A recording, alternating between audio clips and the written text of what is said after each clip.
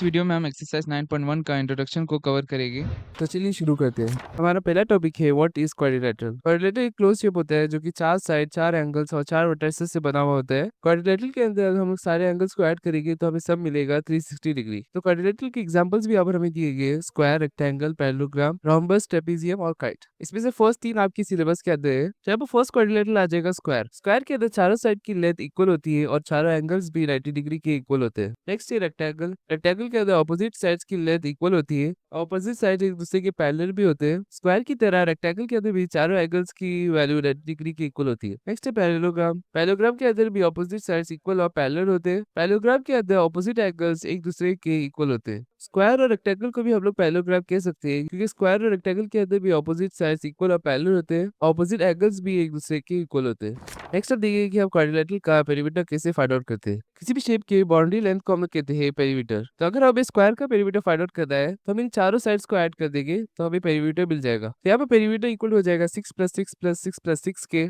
हमें पता है कि मल्टीप्लिकेशन रिपीटेड एडिशन होता है तो इसे हम लिख सकते हैं 6 × 4। हमें पेरीमीटर मिल जाएगा 24 सेंटीमीटर। तो यहाँ पर हमारे पास स्क्वायर के पेरीमीटर को फाइंड आउट करने के लिए एक फॉर्मूला आ जाएगा जो कि है 4L। तो यहाँ पर अगर हमें कोई और स्क्वायर दिया होगा इसके बदले जिसका लेंथ है 7 सेंटीमीटर तो पेरीमीटर आ जाएगा 4 × 7 जो कि इक्वल टू होता है 28 के। नेक्स्ट अब देखिए कि हम रेक्टेंगल का पेरीमीटर कैसे फाइंड आउट करते हैं। स्क्वायर की तरह अगर हमें रेक्टेंगल का पेरीमीटर भी फाइंड आउट करना है तो यहाँ पर भी हम इन चारों साइड्स को ऐड कर देंगे। अगर आप इन चारों साइड्स को ऐड करेंगे तो आपको पेरीमीटर मिल जाएगा 32 सेंटीमीटर। इसको आप और एक तरीके से फाइंड आउट कर सकते हैं। यहाँ पर 6 + 6 के बदले हम लिख सकते हैं 2 × 6 और 10 + 10 के बदले लिख सकते हैं 2 × 10। यहाँ पर हम 2 को कॉमन लेंगे और मल्टीप्लाई में लिखेंगे 6 + 10। तो 6 + 10 करने पर हमें मिलेगा 16। तो 2 × 16 करने पर हमें मिल जाएगा पेरीमीटर ऑफ रेक्टेंगल। यहाँ पर इस एक्सप्रेशन से हमारे पास फॉर्मूला आ जाएगा 2 × L + B। तो अगर हमें इस रेक्टेंगल की जगह कोई और रेक्टेंगल दिया हुआ होगा तो हम इस फॉर्मूला के अंदर लेंथ और ब्रेड्थ की वैल्यू पुट करके इस फॉर्मूला के जरिए perimeter of rectangle find out कर सकते हैं। नेक्स्ट अब देखिए कि हम पैरेललोग्राम का पेरीमीटर कैसे फाइंड आउट करते हैं। यहाँ पर भी हम चारों साइड्स को ऐड करेंगे तो हमें पेरीमीटर ऑफ पैरेललोग्राम मिल जाएगा। पैरेललोग्राम की केस में पेरीमीटर फाइंड आउट करने के लिए हम फॉर्मूला देखेंगे। यहाँ पर हमारे पास 2 फॉर्मूलाज है। हम फर्स्ट फॉर्मूला यूज कर सकते हैं जब पैरेललोग्राम के सभी साइड्स की लेंथ इक्वल है और अगर पैरेललोग्राम के अंदर लेंथ और ब्रेड्थ की वैल्यू डिफरेंट है तो हम ये वाला फॉर्मूला यूज कर सकते हैं जैसा कि हमने रेक्टेंगल में यूज किया था।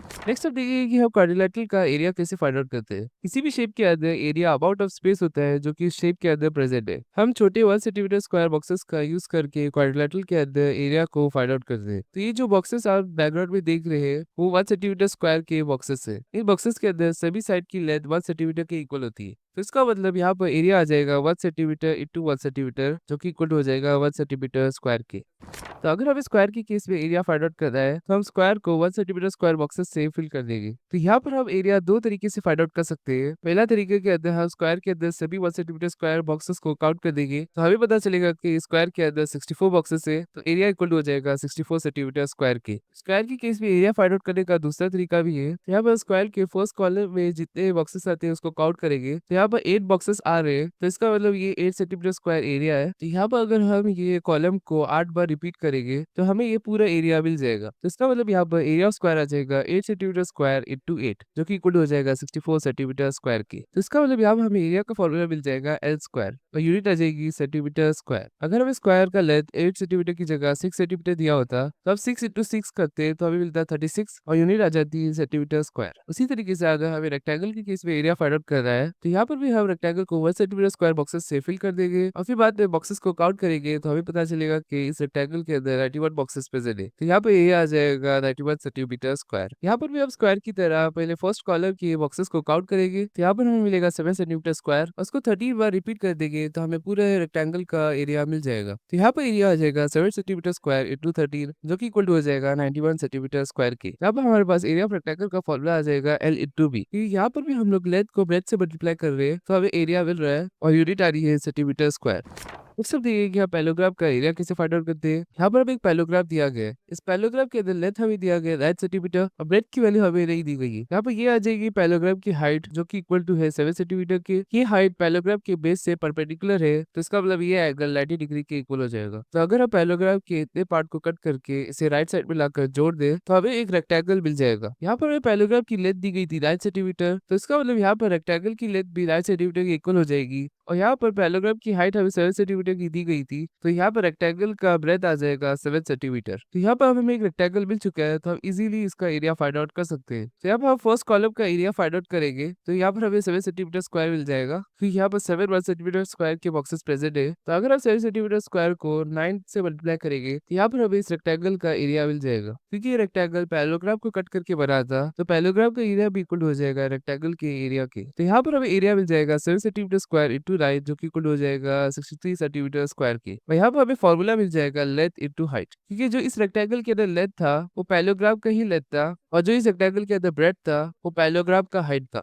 नेक्स्ट यहाँ पर हमें ट्रायंगल की डेफिनेशन दी गई है। ट्रायंगल एक क्लोज सर्फेस होता है जिसके अंदर 3 साइड्स, 3 वर्टाइसेस और 3 एंगल्स होते हैं। ट्रायंगल के अंदर अगर हम लोग तीनों एंगल्स का सब करेंगे तो हमें सब मिलेगा 180 डिग्री। यहाँ पर हमें एक ट्रायंगल ABC दिया गया है। इस ट्रायंगल की सभी साइड्स की लेंथ भी हमें दी गई है। हमें इस ट्रायंगल का पेरीमीटर और एरिया फाइंड आउट करना है। अगर हमें ट्रायंगल का पेरीमीटर फाइंड आउट करना है तो हम ट्रायंगल के सभी साइड्स को ऐड कर देंगे, तो हमें पेरीमीटर इक्वल टू मिल जाएगा 22 सेंटीमीटर। नेक्स्ट अब देखिए कि हम ट्रायंगल का एरिया कैसे फाइंड आउट करते हैं। अगर हमें ट्रायंगल का एरिया फाइंड आउट करना है तो हम एग्जैक्टली ABC ट्रायंगल लेंगे, तो हम एग्जैक्ट सेम ABC ट्रायंगल लेंगे और उसको लाकर यहाँ पर जोड़ देंगे। तो यहाँ पर ये जो शेप फॉर्म हो रहा है वो पैराग्राफ का शेप है। और हमने ऊपर देखा था कि एरिया ऑफ पैराग्राफ इक्वल होता है लेंथ इनटू हाइट के। अगर यहाँ पर इस ट्रायंगल के अंदर 3 लेंथ है, तो हम वो लेंथ लेंगे जिससे पैराग्राफ फॉर्म हुआ है। तो अब इस ट्रायंगल ABC का जो बेस है वो इस पैराग्राफ का लेंथ भी है। इस फॉर्मूले के अंदर हम L के बदले लिख सकते हैं ट्रायंगल का बेस। ये पैराग्राफ का ब्रेथ नहीं है, ये ट्रायंगल का बेस है। तो यहाँ पर इस फॉर्मूले के अंदर हम बेस की वैल्यू पुट करेंगे 9 सेंटीमीटर, तो हमें एरिया ऑफ पैराग्राफ मिल जाएगा 9 सेंटीमीटर इंटू हाइट। तो यहाँ पर इस फिगर को अगर हम लोग ध्यान से देखेंगे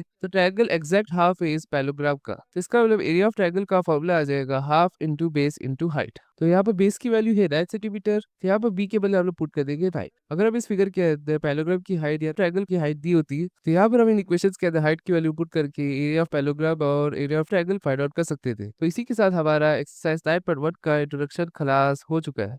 इस पूरे चैप्टर की लेक्चर नोट्स आपको नीचे डिस्क्रिप्शन में मिल जाएगी। अगर आपको क्वेश्चन नंबर 1 देखना है तो आप इस वाली वीडियो में क्लिक कर सकते हो। अगर आपको चैप्टर 9 की प्लेलिस्ट चाहिए तो आप इस वाली प्लेलिस्ट में क्लिक कर सकते हो। अगर आपको क्लास 7 इंग्लिश की समरीज चाहिए तो आप इस वाली प्लेलिस्ट में क्लिक कर सकते हो।